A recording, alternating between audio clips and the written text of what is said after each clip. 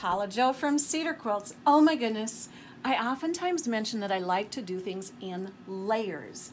What I mean by that is I oftentimes will do the one thing that I know I want, such as I knew I wanted to do just a nice basic little kind of sort of flower in a few spots on this gigantic marshmallow. Can you say marshmallow fluff? My friend Lorene just wanted a few little somethings on here to hold this marshmallow fluff together a little bit. So I knew I wanted to put in just a few little flowers here and there, not everywhere, just a little bit. And then I wanted to experiment a little bit and put just a little bit more in a few more spots and decide if I like it or not. It's always easier to keep adding. It's really hard to undo once you've done too much. So rather than doing too much and then not liking it, I would rather do a little bit, a layer at a time of what I know I want, and then move on. So, alrighty. So I've got the little ones where I want them just kind of spaced out. Now I'm putting in an occasional one in between where those others are.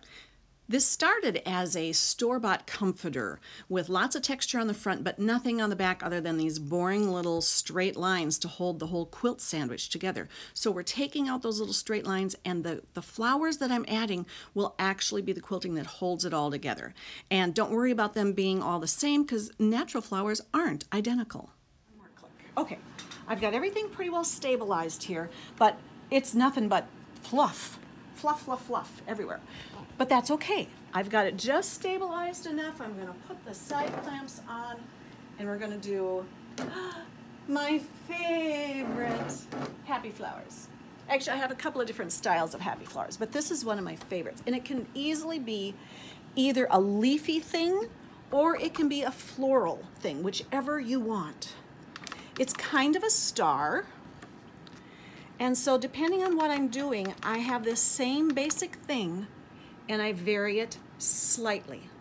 We're going to do 5 inner little twirly things here. It's just a little spindle. It just goes out and loops back. It's basically a wiggle ditch like I use so often. It's kind of like a propeller.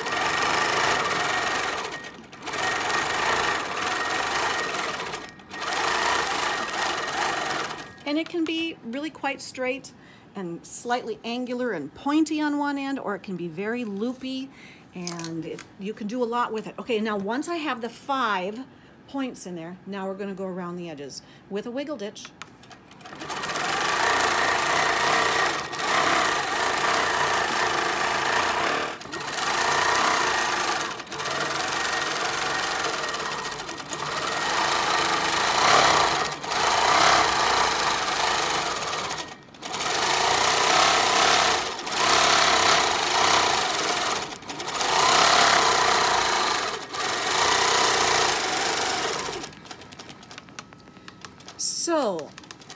So often we don't like puffy quilts.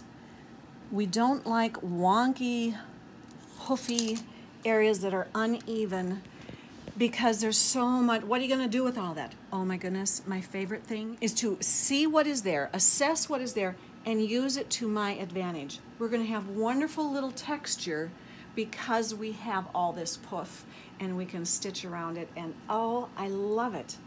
Isn't that just so cute? Yeah. So anyway, you can make it very round or you can make it very pointy.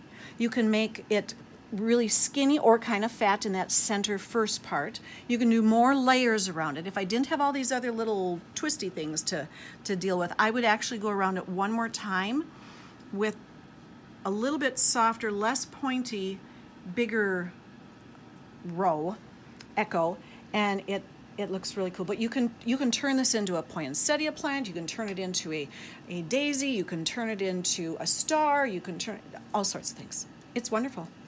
So yes, give it a try the next time you have marshmallow fluff to deal with, because it can be beautiful. Alrighty, toodaloo.